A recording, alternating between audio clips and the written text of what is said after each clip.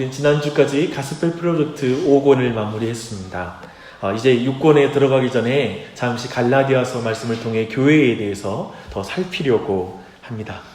특별히 이 자리에도 교회를 방문하신 분, 교회를 찾고 계신 분들이 있는데 그분들에게도 하나님이 예비하신 좋은 교회를 만난 은혜가 있길 바랍니다.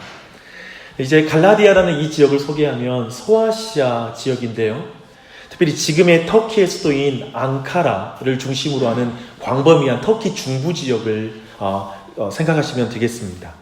바울의 선교 사역과 그리고 초대교회의 역사를 보면요, 바로 이 지역은 기독교가 시작되고 매우 힘있게 초창기에 발전했던 그런 지역이기도 합니다. 이제 사도 바울이 갈라디아 교회에 보낸 그 편지에 5장 1절로 15절 말씀을 풀어서 설명하겠습니다. 사실 오늘 이 말씀은 11월 금요 복음 집회에서 나눴던 말씀이기도 합니다. 이제 말씀을 풀어 설명할 때 성령께서 각 개인에게 말씀을 밝히 드러내 주시는 은혜가 있기를 바랍니다. 그리고 그 말씀을 우리 각자에게 적용해 주는 은혜가 있기를 간절히 소망합니다. 사도 바울은 그리스도인의 삶을 경주로 비유하기를 굉장히 좋아합니다. 그는 자주 자신의 사명의 길에 대해서도 경주라고 비유할 때가 있었습니다. 특별히 빌립보서 3장 12절에 주목할 말씀이 있는데요. 내가 이미 얻었다 함도 아니요 온전히 이루었다 함도 아니라 오직 내가 그리스도 예수께 잡힌 바 된 그것을 잡으려고 달려가노라. 오늘 본문에는 다름질했다는 표현을 쓰고 있죠. 그리고 14절은 이렇게 또 표현해요. 표대를 향하여 그리스도 예수 안에서 하나님이 위에서 부르신 부름의 상을 위하여 달려가더라. 다름질을 말하고 있죠. 즉 주님이 오시는 그날까지 이 믿음의 다름질 그리고 사명의 다름질을 끝까지 경주하겠다라는 그의 소원을 표현하고 있는 것입니다. 굉장히 이 레이스를 잘 달리고 싶어하는 마음, 다름질을 잘하고 싶어하는 마음이 사도 바울에게는 가득합니다. 여러분 어떠세요? 믿음의 다름질을 잘해야지 라는 그런 마음 있으신가요? 그 이유를 하나님이 위에서 부르신 부르심의 상 때문에 나는 그 길을 끝까지 잘 걸어가고 싶어 라고 고백하고 있습니다. 그런데 처음부터 끝까지 다름질을 잘하기 원하는 사도 바울에게 지금 갈라디아 교회의 상황이 지금 형편이 심각한 상황이라는 걸 인지하게 됩니다. 갈라디아서 5장 7절을 보니까요. 누군가 갈라디아 교회에 들어와서 다름질을 잘하고 있던 그 사람들의 다름질을 멈추게 막아섭니다. 이제 곧 진리를 순종하지 못하게 방해를 놓았다라고 이렇게 구체적으로 설명을 하고 있습니다. 사도 바울의 이 안타까움과 아픈 마음을 우리 모두가 잠시 이해하고 이 본문을 읽어야 될 것 같습니다. 왜냐하면 갈라디아서를 쓴 이유가 그 다름질을 못하는 것 때문에 너무 속상해서 쓴 것이거든요. 다시 함께 뛰기를 원해서 쓴 것이거든요. 제가 이걸 설교를 준비하면서 예전에 보았던 한 영상이 생각나더라고요. 올림픽에서 특별히 1992년도 바르셀로나 올림픽 육상에서 400m 달리기가 있었는데요. 그 경기에서 영국의 국가대표였던 그리고 강력한 우승 후보였던 데렉 레드몬드라는 선수가 나오는 그 영상이 좀 생각이 났습니다. 그래서 어제 다시 유튜브를 켜놓고 다시 한번 그걸 쭉 봤어요. 어떤 내용이냐면요. 이제 경주를 힘차게 시작했는데 한 150m 지점에서 레드몬드 선수의 허벅지, 햄스트링이라고 말하죠. 힘줄이 끊어진 거예요. 굉장히 고통스럽거든요. 너무 고통스러워서 그만 그 우승 후보가 그 자리에 주저앉습니다. 한참을 주저앉았다가 그가 다시 일어나요. 그때 이제 진행 요원들이 와서 만류해요. 더 이상 뛰면 안 된다고. 더 큰 부상을 당할 수 있으니까 뛰지 말라고 만류하는데 그가 고집을 부리고 기우뚱거리며 달리기 시작합니다. 갑자기 근데 이게 힘겹게 달리고 있는데 갑자기 관중석에서 한 남자가 뛰쳐나와가지고 트랙 위로 올라온 거예요. 그리고 이제 이 레드몬드 선수가 가까이 접근하려고 하니까 또 운영위원이 막았었는데 뭐라고 말을 하고 그 안에 들어가요. 그 사람은 이 레드몬드 선수의 아버지였던 거예요. 그래서 아버지가 옆에 서서 이제 말하죠. 이제 그만 뛰라고. 이제 그만 뛰어도 된다라고 말하는데 끝까지 그가 계속 뛰겠다고 고집을 해요. 그래서 아버지는 아들을 만류하는 걸 포기하고 이제 어깨동무를 하고 함께 그 레이스를 마무리하게 됩니다. 근데 다 함께 이 레이스를 마무리할 때 놀랄 일이 벌어지는 거예요. 관중석에 있던 모든 관중들이 전부 다 일어나는 거예요. 그리고 이제 이 레드몬드 선수를 그리고 그의 아버지의 사랑에 박수를 쳐주고 그를 응원해주는 장면으로 이 모습이 진행이 됩니다.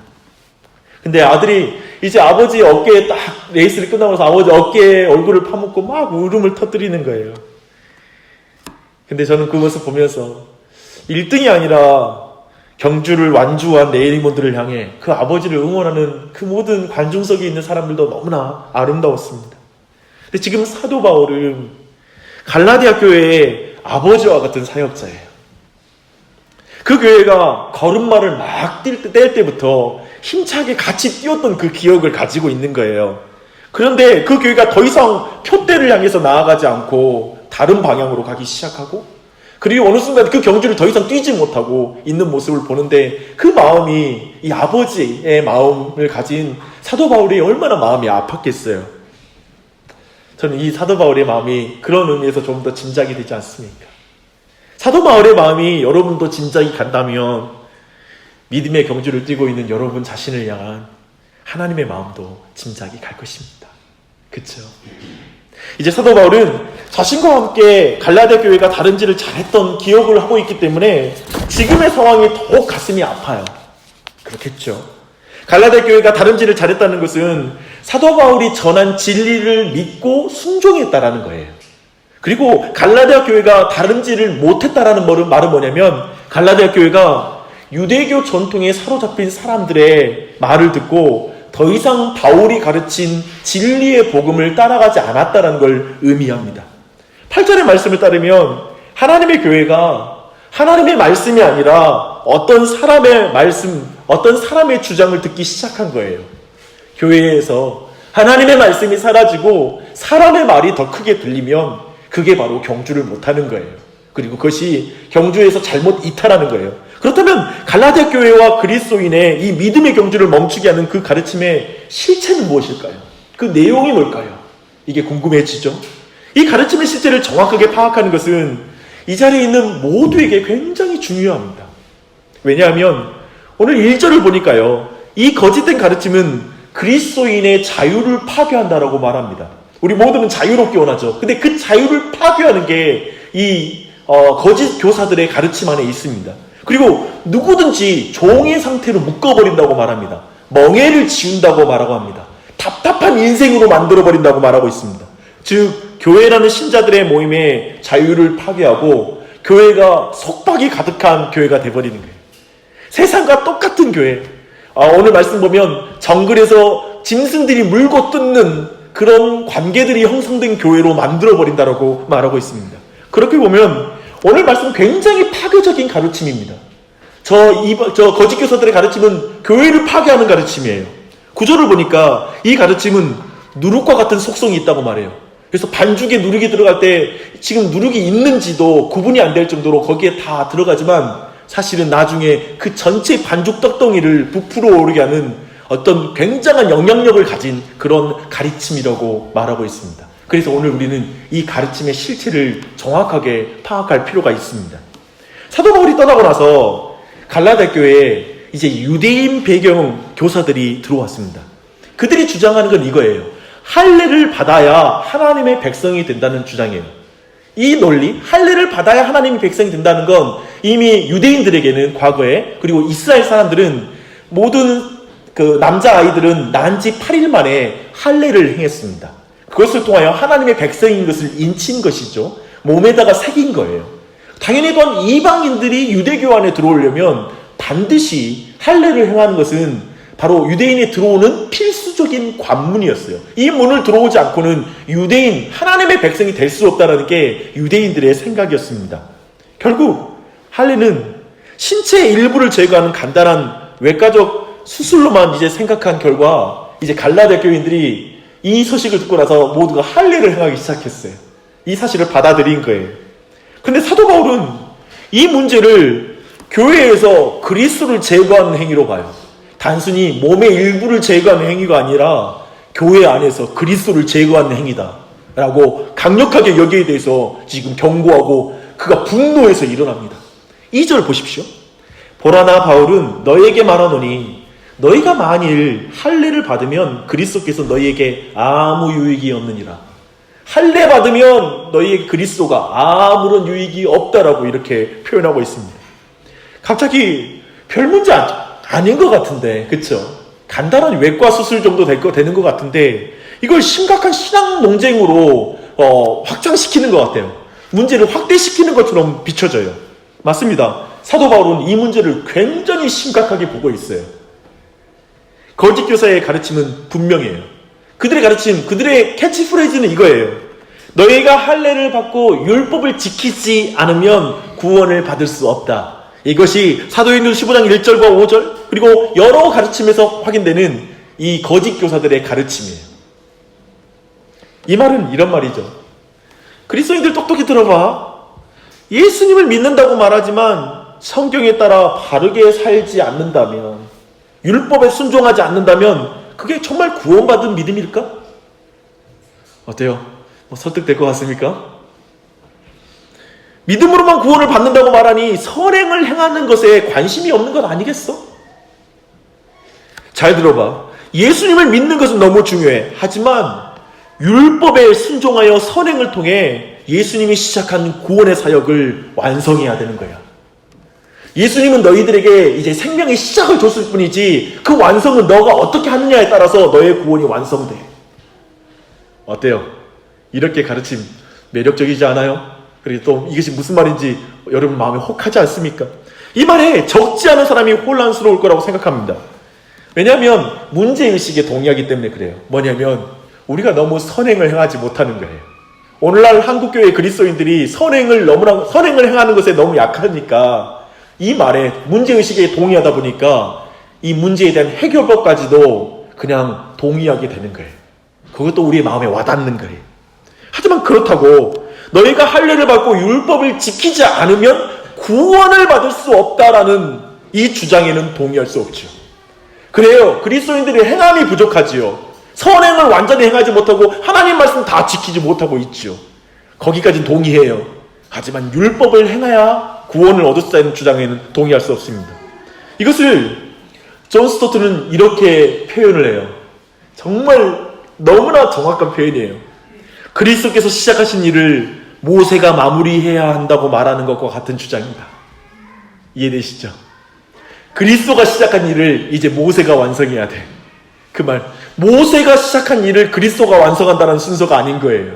그걸 뒤집어 버리는 거예요. 그게 바로 우리의 행함으로 구원이 완성된다라는 주장인 것이죠. 갈라디아 교회는 은혜로 시작했는데 다시 율법으로 돌아갔습니다.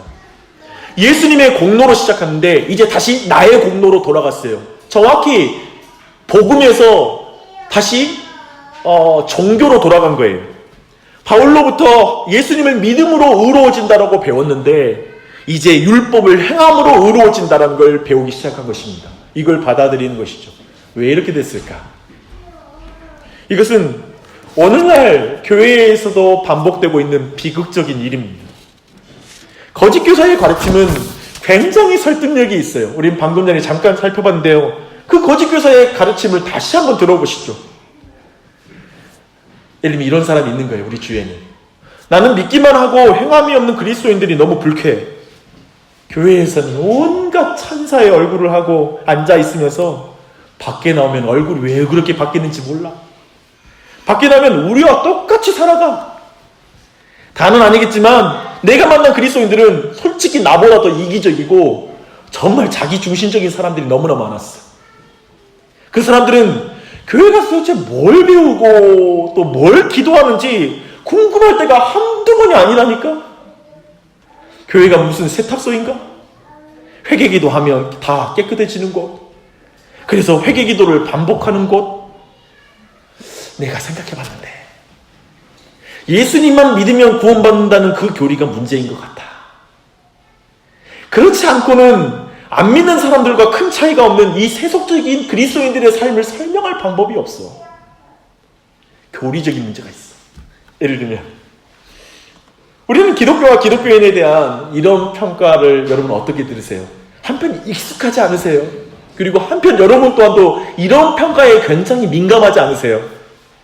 그 말은 우리가 이런 평가에 대해서 많이 공감한다는 말이에요. 진짜 그리스도인들이 그렇게 살아가는 것 같아. 내 주위에 있는 그리스도인들도 정말 그런 사람이 많아. 라고 했을 때 아마도 이 모든 것에 공감이 가면서 이런 말에 굉장히 민감하고요. 이런 말을 듣고 싶지 않아요. 그래서 다들 이렇게 말해요. 나는 재수없는 그리스도인 되지 말자. 이 다짐을 하게 돼요. 야, 재수없는 그리스도인 되지 말자. 그리고 제대로 살지 않으면서 신앙인이라고 나를 드러내지 말자 라고 말하면 최대한 세상 속에서 그리스도인이라는 정체성을 드러내지 않고 사는 방향으로 가요. 그러면서 나중에 나의 변화된 삶으로 이제 내 신자의 정체성을 당당하게 커밍아웃할 그날을 기대하게 되는 것이죠. 그때까지 참자. 진짜 내가 제대로 살 때까지. 근데 늘 말하지만 제대로 살 날이 올까 모르겠어요. 그게 문제예요. 그뿐만 아니라 이 말은 사실은 단순히 세상 속에서 그리스도인으로서 자신의 정체성을 밝히지 못하는 삶만 나은 뿐만 아니라요. 사실 신앙의 삶에도 굉장히 영향을 줘요. 교회 안에서도 영향을 줘요. 저는 교우들을 만나면 하나님과 관계는 어떤가요? 라는 그런 질문을 합니다. 그 말을 굉장히 자주 해요. 그렇게 말하면 대부분의 사람들이 이렇게 대답해요. 요즘 큐티를 좀 잘 못하고 있고요. 기도 생활도 거의 못하고 있어요. 라고 시작해서 자신이 해야 할 일을 하지 못하고 있다고 목사한테 너무나 미안한 마음과 그리고 죄책감을 이렇게 고백할 때가 있습니다. 당연히 말씀 묵상하는 것이 하나님의 지혜를 더 소중히 여기는 태도이고 기도하는 것이 하나님을 의존한다는 중요한 신앙적 증거가 맞지요. 그런데 신자들의 대부분의 감정이 해야 할 일을 하지 못했다라는 수치심과 죄책감 그리고 무력함 속에서 거의 대부분의 감정이 방전이 돼요. 다 그 감정이 거기에 나가요. 뭐냐면 자세히 보세요. 나와 해야 할 일이 여기 있어요. 그리고 하나님이 여기 계시다고 생각해봐요. 근데 우리들의 모든 교회에 와서도 마찬가지로 모든 감정은 해야 할 일에 대한 내가 해야 될 의무들에 대해서 하지 못한 것에 대한 감정으로 수치심과 죄책감 그리고 모든 억눌림, 부족함을 여기 안에서 감정을 다 방전해요. 그리고 다시 예배드리고 떠나요. 하나님은 만나지 못해. 다 대부분의 그리스도인들이 이 상황 안에 있습니다. 예배당에 와서도 그냥 해야 할 일과 나밖에 안 남은 거예요. 해야 할 일과 나밖에 없어. 하나님이 안 보이는 거예요. 그래서 정작 죄인을 위한 하나님의 행하심을 주목하지 못해요. 주님이 당신 죄인을 위해서 이런 일을 행하셨습니다 말해도 그 말이 안 들려요. 지금 자기는 자기가 해야 될 일들과 하지 못한 일들밖에 안 보이거든요. 그래서 다들 말해요. 이렇게 말해요. 저는 이것을 하기 전에는 하나님 볼 낯이 없습니다. 이 죄를 해결하기 전에는 저는 예수님의 보혈을 의지할 자격도 없는 사람입니다. 이 나쁜 습관을 바꾸기 전에 저는 다시는 의미 없는 회개는 하지 않을 거예요. 왜냐고요? 나는 용서받을 자격이 없으니까요. 하나님, 조금만 기다려주세요. 저는 조금이라도 고치고 나서 하나님 앞에 서겠습니다. 이 문제만큼은 해결하고 하나님 앞에 서겠습니다. 라고 말해요. 그렇지 않아요? 정확하게 오늘날 그리스도인의 상황이에요. 그리고 정확하게 이건 무슨 말이냐면 예수 그리스도가 시작한 일을 내가 마무리하겠습니다. 이거지요. 정확하게 율법주의예요. 율법주의 안에 내 행위에 내 신앙이 달려있는 하나님과의 관계가 달려있는 신자의 삶을 살아가는 거예요. 우리는 이 외침을 율법주의라고 부릅니다. 하나님의 은총을 받기 위해 하나님의 사랑을 받기 위해 사람들이 공덕을 쌓아야 한다라는 것이 율법주의예요. 이것이 모든 종교의 주장과 연결되어 있어요. 이 주장은 모든 종교와 모든 철학과 모든 도덕과 관련되어 있어요. 이 율법주의. 이걸 도덕주의라고 말할 수 있어요.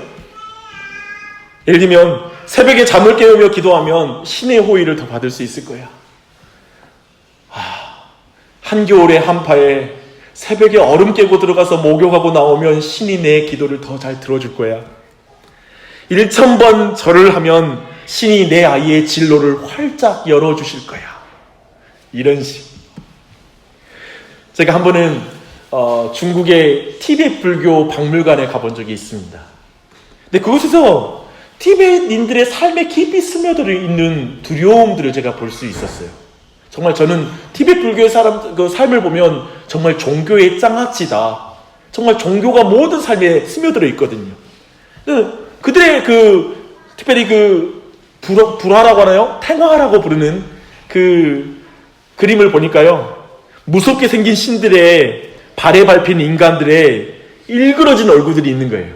그러니까 신이 딱 이렇게 발을 들고 있으면서 발로 사람의 얼굴을 밟고 있더라고요. 근데 그들이 하나같이 두려움에 벌벌 떨고 있어요. 두려움이 가득했어요.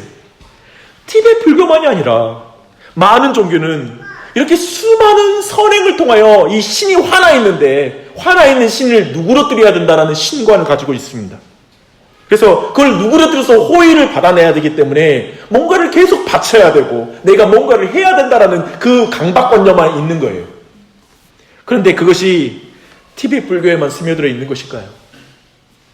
아니요. 이것이 갈라디아 교회, 한국 교회에도 스며들어 있습니다. 처음에는 복음 안에서 다름질을 잘했는데 결국 나의 행위로 하나님의 호의를 얻어내려고 하는 것.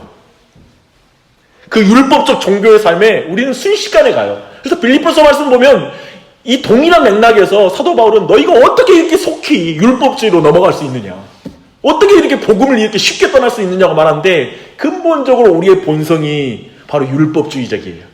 내 행위를 통하여 뭔가를 얻어내려고 하는 거예요.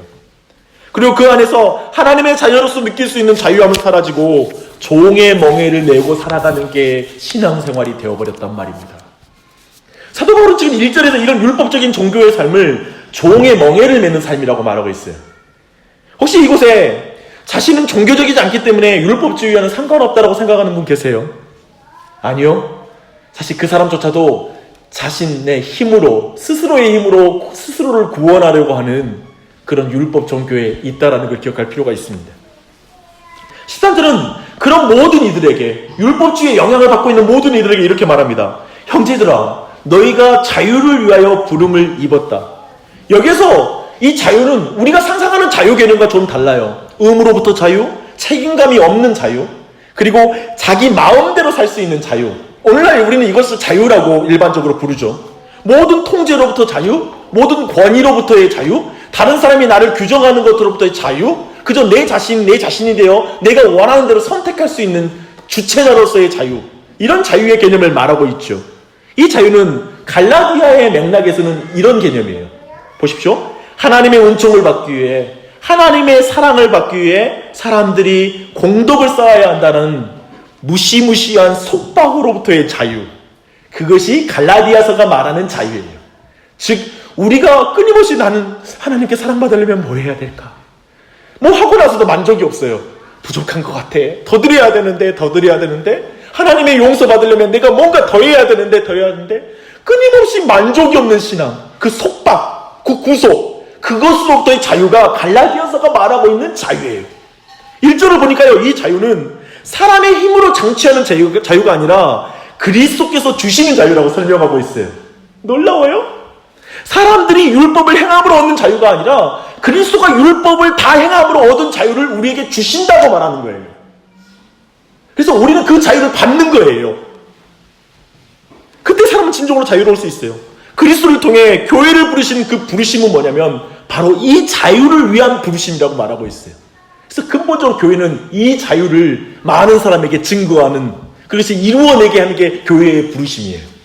그래서 갈라디아서에서 말하는 자유는 타종교인과 비그리스도인들에게 죄로부터 자유하세요라는, 물론 그것도 맞지만 그런 개념의 자유가 아니라요, 교회를 다니고 매우 종교적인 사람들, 그러나 율법을 지켜서 구원에 이르려고 하는 율법주의로부터의 자유인 거예요. 그게 갈라디아서의 자유예요. 우리 모두가 이 영향을 받고 있죠. 나주혁신 장로교회가, 우리는 사도 바울이 말한 이 자유가 넘치는 교회가 되기를 간절히 소원합니다. 그리스도로부터 그 자유를 받는 교회가 되었으면 좋겠어요. 오늘 자신의 행위 때문에 그리스도께서 주시는 은혜를 받을 자격이 없다라고 생각하는 모든 사람들에게 이 자유가 임하기를 바랍니다. 자신이 행하지 못한 일을 보다가 정작 예수님의 행하신 일들을 보지 못할 정도로 눈이 멀어버린 영혼에게 다시 눈이 띄어져서 예수님의 십자가를 볼 수 있는 은혜가 임하기를 바랍니다. 그래서 그리스도가 교회에 주신 자유가 임한 교회는 사람의 행위에 주목하는 교회가 아니에요. 오직 예수님의 행하심을 더욱 주목하는 교회예요. 아까 말했잖아요. 자유는 누가 준다고요? 그리스도께서 주시니까 그리스도를 바라보는 거죠. 우리 모두 자유를 원하지 않으세요?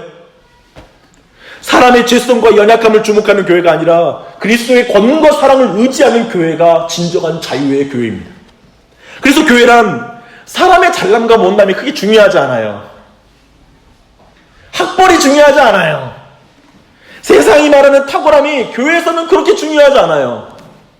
제가 보니까 교회는 정말 탁월함으로 교회가 안 세워져요.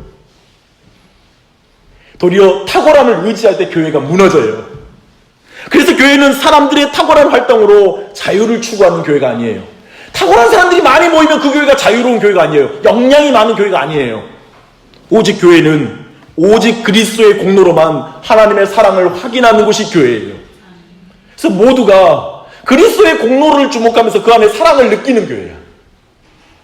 이 세상에서 오직 교회만이 개인의 역량이 아니라 오직 예수님을 통해서만 자신의 정체성을 확인하는 곳이에요. 생각해 보세요.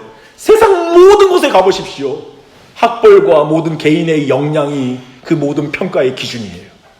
그러나 교회는 그런 것이 아니에요. 그래서 인류 역사상, 교회 역사상 가장 광범위하고 많은 사역을 감당한 사도 바울은 아주 분명하게 이렇게 고백합니다. 내가 자유케 된 것은 나를 부르신 그분의 은혜로 말미암은 것입니다. 나의 공로와 성취가 나를 자유케 한 것이 아닙니다. 내가 서구 역사상 최고의 역사를 남기기 위해서 사역해서 자유롭게 사역한 게 아닙니다. 다 은혜입니다. 교회 또한 복음의 은혜로만 자유케 되어 있습니다. 하나님이 사람을 그의 행위로 평가하지 않으시고 또 교회 또한 사람을 그들의 행위로 평가하지 마십시오. 교회가 행위로 사람을 평가하면 교회는 종의 멍에를 매게 될 것입니다. 이렇게 외치는 것이죠. 자유롭지 않으세요?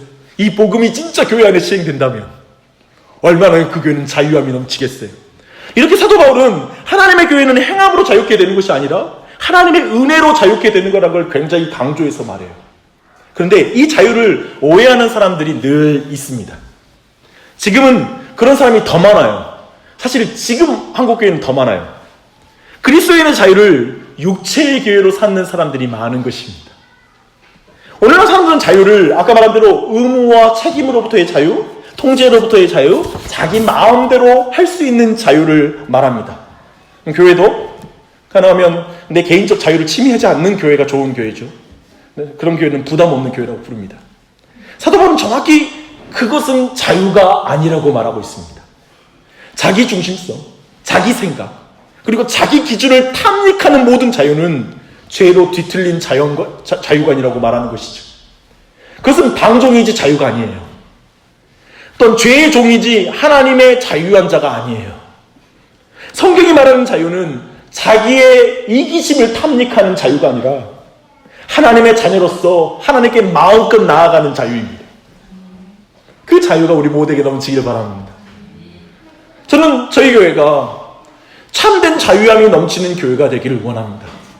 그 교회는 분명히 부담 없는 교회가 아닙니다. 그 교회는 마냥 육체와 몸이 편안한 교회가 아닐 것입니다. 자기 부인이 필요 없을 정도로 좋은 교회, 좋은 건물을 가진 교회, 그런 교회 또한도 아닐 것입니다. 왜냐하면 참된 자유함이 넘치는 교회는 하나님이 마땅히 취할 자유를 취하지 아니하시고 그 하나님께서 그 영광을 취하지 않고 스스로 고난을 취하신 예수님이 부르신 사람들의 모임이 교회이기 때문에 그렇습니다. 예수님이 자신이 마땅히 취할 자유를 취하지 않으셨어요. 그 교회는 자기를 부인하신 예수님을 닮아가는 사람들이에요. 그래서 자유로운 교회죠. 그 교회는 예수님이 주신 자유로 하나님과 평화를 담대하게 누리는 교회예요. 그 교회는 십자가에 달리신 그리스도를 믿음으로 양심의 가책으로부터 모든 자유함을 누리고 그리고 깨끗해진 자유함을 누리는 교회입니다. 교회는 죄사함, 용납, 자녀됨에 말할 수 없는 기쁨, 공모 없이 자비를 경험해요. 사랑을 경험해요. 그래서 예수 그리스도가 주신 자유를 받은 교회는 그리스도가 주신 자유를 육체의 기회로 사용할 수가 없어요. 이기적으로 살 수 없어요. 사실은 근본적으로 기독교는 구원론에서 교회론이 나와요. 구원, 이 말은 무슨 말이면 예수 그리스도가 나를 어떻게 구원하셨는지를 이해하는 것이 교회의 삶이에요. 교회에 예수님이 이기적이지 않으시거든요. 예수님이 개인주의를 말하지 않으시거든요. 예수 그리스도께서 공동체를 무시하지 않거든요. 교회를 세웠거든요. 그 자유는 육체를 탐닉하는 자유가 아니라 육체를 통제하는 자유입니다. 성령의 능력으로. 그 자유는 죄를 짓는 자유가 아니라 선을 행할 수 있는 자유입니다. 생각해 보십시오. 인류 역사상 모든 집단과 사회는 한 개인보다 더 이기적이라는 게 한 책에서 윤리학 책에도 나오잖아요. 한 개인의 윤리적인 사람이 모인 집단의 비도덕성을 말하는 그런 책도 있잖아요. 근데 교회는 그런 인류 역사를 뒤집는 공동체예요. 착하다는 의미의 거룩한 공동체가 아니에요. 이 세상과는 전혀 다른 공동체예요. 이기적인 사람들이 모였는데 그 안에서 사랑을 행하고 자기 부인이 일어나는 것, 그리고 그 안에서 예수님을 닮아가는 것이 교회인 것입니다. 예수님은 이런 사회를 꿈꾸셨어요. 이런 교회를 꿈꾸셨어요. 교회는 그래야 돼 라고 말하는 거예요. 사도 바울은 육체의 교회로 사용되는 거짓 자유를 이렇게 고발합니다. 그리고 와서 이제 참된 자유를 설명해줘요. 근데 이 참된 자유함이 넘치는 교회는 오직 사랑으로 서로 종노릇하는 교회라고 말해요. 저는 이번에 공부하면서도 너무나 이 탁월함에 놀래요. 지금 사도 바울은 자유와 사랑이라는 개념을 연결시키는 거예요. 이게 성경에서 핵심이에요. 자유라는 개념의 핵심이에요. 참된 자유가 육체를 탐닉하고 자신이 하고 싶은 대로 하는 것이 아닌 것과 마찬가지로 사랑 없이 이웃을 착취하는 것은 자유가 아니라는 거예요. 이웃 사랑 없이 자유는 참된 자유가 될 수 없어요. 만약 여러분이 자유롭시다, 여러분이 자신의 자유에 대해서 생각한다면 내 안에 이웃 사랑이 있는지를 확인해 보세요. 여러분 안에 이웃 사랑하는 삶이 없다면 여러분은 자유하지 않은 거예요. 그게 지금 사도 바울이 말하는 논리예요. 우리가 참된 자유를 느낀 적은 참으로 누군가를 사랑한 적 아니에요? 사랑한 그 경험 아닙니까? 진짜 사랑할 때 자유롭지 않으셨어요? 물론 그가 거절했을 때 지옥과 같은 고통을 맛보았겠지만 잘 생각해봐요. 옆에서 육아로 고통을 지금 배우자가 받고 있는데 귀를 닫고 눈을 감고 이기적인 마음으로 잠자야지 라고 하는 마음에 자유가 임하지 않아요. 대신 의무감이나 두려움이 아니라 배우자를 사랑하기 때문에 나도 피곤한데 눈을 비비고 일어나서 아이를 돌볼 때, 함께 도와줄 때, 사랑하는 마음으로 누군가를 사랑하기 때문에 이 일을 도와줄 때 우리는 진정한 자유함을 느껴요. 자유란 이렇게 사랑과 연결되어 있어요. 사랑이 없는 자유는 방종이에요. 이 사실을 너무나 잘 알고 있던 사도 바울은 갈라디아 교회와 우리 모두에게 이렇게 말하고 있는 거예요. 오직 사랑으로 서로 종노릇하라. 서로의 노예가 되라는 거예요. 이건 기독교의 자유의 개념은 이제 세상의 개념과는 너무 멀어져 버렸어요. 그렇지 않아요? 종노릇하라는 거잖아요. 서로. 그게 어떻게 자유 개념이에요? 자유를 가지고 서로 종노릇하는 것입니다. 마치 한 남자와 한 여자가 너무나 사랑하여서 결혼을 통하여 서로를 제한하는 것과 같은 거예요. 사실 결혼은 서로의 노예가 되는 거잖아요. 그렇잖아요. 내 마음대로 못하잖아요. 결혼하고 나서부터. 사실 너무나 많은 게 구속이 있잖아요. 내 마음대로 안 되는 관계에 들어갔다는 결정을 우리 모두 내렸잖아요. 이 자리에 결혼하신 분들은. 참으로 자유로운 두 남녀가 사랑으로 서로 종노릇을 결정하는 게 부부예요. 결혼식이에요. 이것은 자유란 경제적 역량을 키워서 상대에게 의로전하지 않음으로 얻을 수 있다라고 하는 그런 페미니즘과는 다른 것이죠. 경제적 독립을 통하여 여성의 자유를 쟁취하자는 그런 개념이 아니죠. 부부 사이에도 그게 필요해라고 말하는 개념이 아니죠. 사람은 참으로 사랑으로만 자유합니다. 서로 종노릇할 때 진정한 자유가 있어요. 기억해봐요. 저명한 신학자는 오늘 말씀을 이렇게 해석했습니다. 많은 종을 둔 한 명의 주인이 되는 것이 아니라 각자가 많은 주인을 둔 한 명의 비천한 종이 되는 것이다. 그렇죠? 교회는 그런 곳이. 교회는 그런 것 같아요. 목사가 되면 많은 사람 부릴 수 있는 위치에 서는 게 목사가 아니라 많은 사람의 종이 되어야 될 줄 믿습니다. 잘 안 돼요. 저도 아주 이기적이고 내 중심적인 사람이에요. 근데 그것이 날 자유케 하지 않다는 걸 알고 있어요. 내가 여러분을 지배하려고 할 때 전 자유함이 사라지는 목사가 될 거예요. 진정한 기쁨이 사라지는 목회를 하게 될 거예요. 저는 그걸 알아요. 그래서 자유함을 못 볼 때, 맛보지 않을 때 회개하고 다시 종으로 돌아가게 되는 것 같아요. 그래서 그리스도인의 자유, 참된 자유함이 있는 교회는 자유롭게 섬기는 교회예요. 이 표현 좋지 않아요? 자원하여 섬긴다라는 걸 그래서 성경은 강조하는 거예요. 자원하지 않는 섬김이 근본적으로 하나님이 디자인하지 않은 교회의 삶이거든요. 억지로 하거나 복 받으려고 하거나 라는 차원은 근본적으로 하나님이 디자인한 교회 생활이 아닌 거예요. 자원하여 섬김, 사랑으로 섬김, 기꺼이 내 자유를 상대의 노예로 되는 것에 기꺼이 내 자유를 사용하는 것, 그런 모든 게 열려있는 것이 교회인 것이죠. 여러분은 어떤 교회를 꿈꾸십니까? 사실 이런 질문이 틀린 것을 제가 배우고 있습니다. 사람이 꿈꾸는 교회가 항상 교회를 망치더라고요. 그러나 우리의 교회와 그리스도인에 대한 이미지는 무엇입니까? 생각해보면 속박과 이기심이 교회와 그리스도인에 대한 이미지 아닙니까? 사람이 교회에 부각될 때 교회는 오히려 끊임없이 이렇게 누군가에 의해서 통제되고 서로의 기득권을 주장하는 욕심꾸러기들의 모임이 되더라고요. 사람이 부각될 때. 오직 하나님이 계획하신 교회를 추구할 때만 교회는 자유와 사랑의 공동체가 되는 것을 믿습니다. 우리가 꿈꾸는 건 자유와 사랑이 넘치는 교회입니다. 우리는 오늘 자유와 사랑이 어떻게 연결되는지 성경의 설명을 우리가 충분히 살폈습니다. 세상은 이웃을 사랑하지 않고 자기 욕망만을 사랑하는 자유를 말해요. 그리고 때로는 서로를 통제하는 무서운 집착과 같은 사랑을 말해요. 자유를 말하기 말하는데 이기적인 자유, 사랑을 말하기 말하는데 때로는 집착이 되어서 통제하려는 자유, 이걸 어떻게 극복하지를 못하더라고요. 자유라는 이름으로 지독하게 이기적이고 자기중심적인 삶을 살던지, 또 한편에서는 사랑이라는 이름으로 무서운 통제를 하든지 그 상황에 빠져드는 걸 보게 됩니다. 그러나 복음은 놀라운 균형을 가져다 줍니다. 오직 그리스도가 주신 자유를 통해서만 교회는 그 자유로 서로 종노릇하는 데 일에 사용할 수 있는 거예요. 이런 공동체는 세상에 존재하지 않아요. 이해되세요? 자유로 서로 종노릇하는 교회. 하나님은 결코 방종으로 인도하는 자유를 주신 적이 없습니다. 자기 부인이 필요 없고 이기심을 마음껏 탐닉할 수 있는 자유를 주신 적도 없습니다. 하나님이 주신 자유는 하나님과 이웃을 사랑하는 자유로 나아가야 합니다. 갈라디아서에서 이웃은 교회를 사실 지칭합니다. 여기에서 이웃은 교회예요.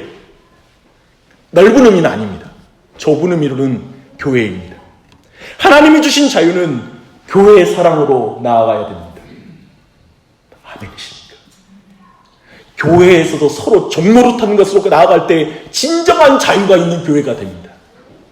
그래서 저는 여러 가지 조건과 그리고 나와 맞춰서 나에게 맞거나 어떤 뭐랄까 이런 개념 있잖아요. 이기적인 마음으로 교회를 결정하고 아니면 교회에 속했을 때 결코 자유함을 맛보지 못할 것입니다.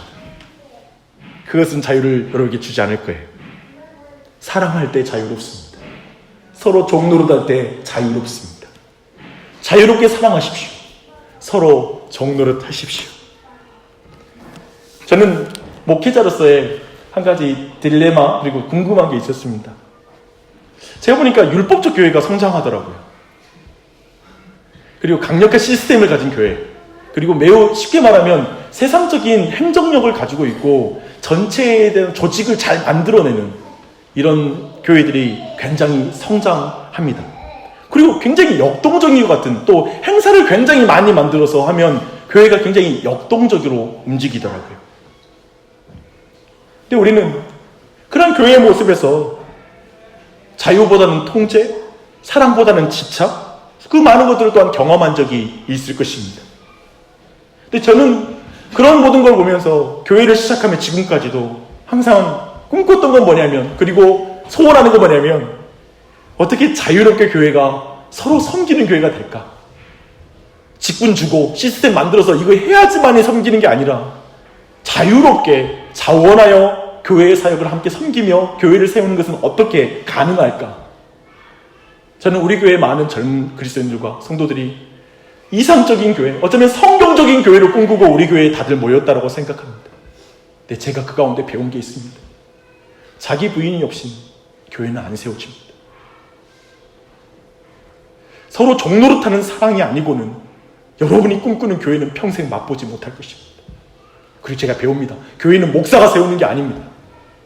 우리가 다 같이 서로 종노릇한 일에 우리를 헌신할 때에만 교회는 교회다워질 수 있고, 저기 앉아있는 우리 젊은 아이들에게, 중학생 아이들, 우리 미래 세대에게 교회는 다르구나, 아, 교회는 세상과 달라라는 걸 저 아이들에게 확신시킬 수 있을 것입니다. 그리고 그 교회는 주님이 오시는 날까지 계속되겠죠. 전 여러분이 부탁드리고 싶습니다. 힘줄이 끊어진 사람, 약한 사람, 믿음이 부족한 사람이 교회에 있을 수 있습니다. 잠시 넘어져서 다른 길로 가는 사람이 있을 수 있겠죠. 그때 저 레이스를 뛰던, 힘줄이 끊어져서 멈춰있던 그 아들을 향해 달려갔던 아버지의 심정, 함께 그 레이스를 뛰어주십시오. 함께 그 길을 걸어가십시오. 자기 부인하며 나 사랑 없는 것을 여러분 인정하며 주님을 의지하며 성령의 도우심을 의지하며 그 길을 함께 걸어가십시오. 저는 마지막 기대해요. 마지막에 주님께서, 그리고 천국에서 수없이 많은 믿음의 선진들이 우리를 그 위에서 지금 손뼉을 치면서 우리를 응원하고 있고 그 레이스를 끝까지 뛰는 걸 바라볼 거예요. 1등은 못해도 끝까지는 갑시다. 1등은 못해도 끝까지 갑시다. 함께.